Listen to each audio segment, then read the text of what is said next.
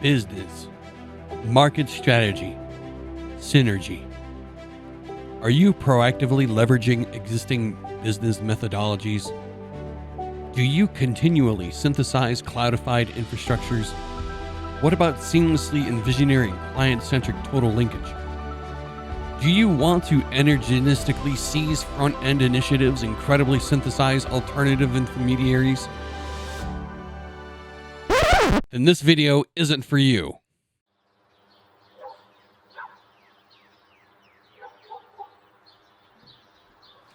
Get in, nerd. We're going for a ride.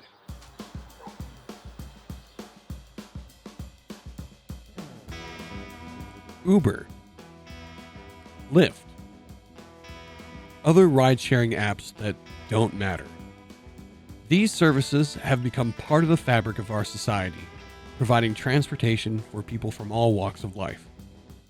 Maybe you had some drinks and want to do the responsible thing and not drive. Maybe you don't own a car and public transportation doesn't get you everywhere you need to go. Or perhaps you're just going to the airport and don't want to park your car in the public lots there. Whatever your reasons, you've probably used rideshare. But what about the folks who drive for these services? What's their deal? Well, let me tell you.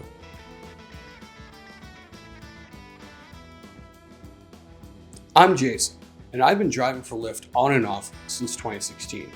And more recently, I've been driving solely for Uber. Now, the reason I do it is pretty simple. I like being able to pay my bills.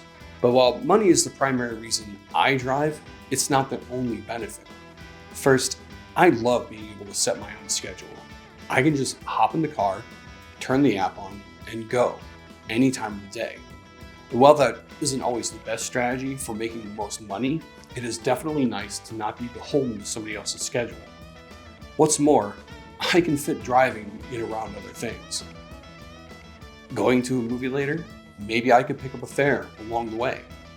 Headed to another town to see a friend, perfect opportunity to sneak a ride in. Both major rideshare services have a feature called a destination filter that makes sure that any rides you get will be headed in the direction that you're going. Second, life as a rideshare driver is never dull. Every ride is different. While most folks like it quiet during the ride, some people love to talk. And when they do, it can be pretty fun listening to people talk about themselves, how their day is going, their kids, what they do for work, and what they're studying at school. The variety and spice of society, at large, all in your back seat. It's great.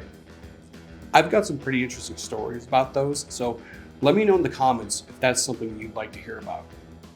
Third, you get to see parts of your local area that you never would have before. I love driving to a new suburb or a part of town that I haven't been to.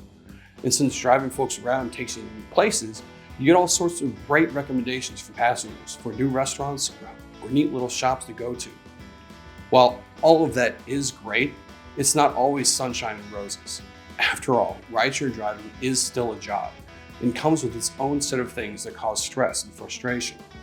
Plus, there are some downsides that aren't always apparent when you first start out. Since compensation is the primary motivator behind doing any job, let's take a look at that. In my area, the Twin Cities, Uber says that drivers can earn roughly $30 an hour on average. And in my experience, that's about right. But let's look at that a little closer. That hourly number is based on the average of all drivers' earnings, which means that there are drivers out there who earn more, but there are also drivers who earn significantly less. That hourly number isn't a guarantee, and it isn't just based on the fares that passengers pay. It also includes any tips, bonuses, and promotions that drivers earned. And remember the part I said about in my area? Depending on where you are, your pay rates can vary greatly, and it's all based on something called a rate card. Have you ever hailed a traditional taxi and saw either a placard or a decal on the door that told you how much you would pay per mile and per minute? That's a rate card. And rideshare services use a similar method of calculating the cost of a ride. This rate card can vary wildly from location to location, with some places earning 60 cents per mile and 24 cents a minute, while others earn over $1 per mile and upwards of 80 cents a minute. It all depends on your local rate card. not to mention local demand. If nobody is requesting rides, you're not getting paid. There are other factors to consider, like costs. Take your car, for example. Cars are depreciating assets, meaning they lose value over time with use. Using your vehicle for rideshare driving significantly depreciates its value, making it hard to resell it in the future. Add in the cost of maintenance, such as oil changes, new tires, and repairs for wear and tear, you may find yourself eating into any potential earnings faster than you realize. And that's not even touching on fuel costs, which can vary wildly from week to week. One final thing to consider is that in most jurisdictions, you're not considered an employee. You're an independent contractor, which means things like state and federal tax withholdings are entirely your responsibility.